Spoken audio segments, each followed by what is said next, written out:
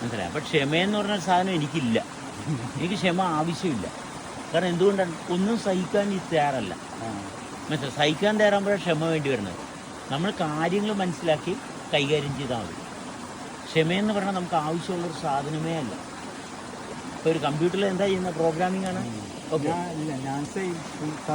Okay, അതിനൊരു പ്രൊസീജിയറുണ്ട്.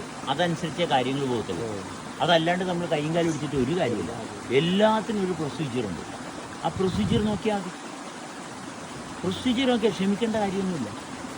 ഇപ്പോൾ ഈ വണ്ടി അങ്ങോട്ട് പോകത്തില്ല, നമ്മളങ്ങോട്ട് കയറ്റാൻ നോക്കിക്കഴിഞ്ഞാൽ അത് പൊട്ടത്തരമാണ്.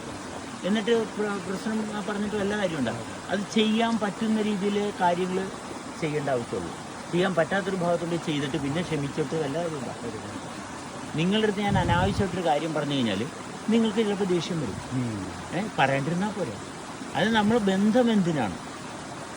നിങ്ങളുടെ കാര്യം നിങ്ങളോട് ചോദിക്കുന്നതിന് ചില പരിമിതികളുണ്ട്. അത്രയും കാര്യങ്ങൾ ചോദിച്ചാൽ മതി. അതിനപ്പുറത്തോട്ട് ചോദിക്കേണ്ട കാര്യമില്ല.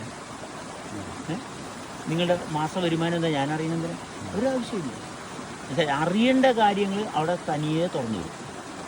അതല്ലാത്ത കാര്യത്തിലോട്ട് പോകുമ്പോഴാണ് വ്യക്തിബന്ധങ്ങളിൽ കോട്ടം വരുന്നത്. വേണ്ടാത്ത കാര്യങ്ങൾ അന്വേഷിക്കാൻ പോകുന്നു. അപ്പോൾ അവിടെ ഒക്കെ സാഹചര്യം നാച്ചുറൽ ആയതുകൊണ്ട് അവിടെ ഒരു വേദന വന്നെന്ന് പറഞ്ഞാൽ ഓക്കെ, എനിക്കൊരു കഴിവുള്ളത് കൊണ്ട് ഞാൻ ആ കഴിവിനെ അവിടെ നാച്ചുറൽ എക്സിക്യൂട്ട് ചെയ്യണം. അല്ലെങ്കിൽ ഞാൻ എന്നോട് ചെയ്യുന്ന ക്രൂരതയാണ്. കാരണം എനിക്കിങ്ങനെ ഒരു കഴിവുണ്ട്. അപ്പോൾ അവിടെയാണത് പ്രയോജനപ്പെടുത്തേണ്ടത്. അത്രയേ ഉള്ളൂ. അതിനപ്പുറത്തേക്ക് വേറെ കാര്യമൊന്നുമില്ല. ഇല്ലാത്തൊരു കഴിവിൻ്റെ പേരിൽ ചെന്ന് കൈ പിടിച്ചു കഴിഞ്ഞാൽ തട്ട് കിട്ടും. ഇതിങ്ങനെ സംഭവിക്കത്തില്ല, വേറെ രീതിയിൽ സംഭവിക്കും. മനസ്സിലായോ? നമുക്കുള്ള കഴിവ് അത് ജീവിതത്തിൻ്റെ ആവശ്യമാണ്. അപ്പോൾ നിങ്ങൾക്ക് ക്ഷമ വേണ്ട ആവശ്യമില്ല കേട്ടോ.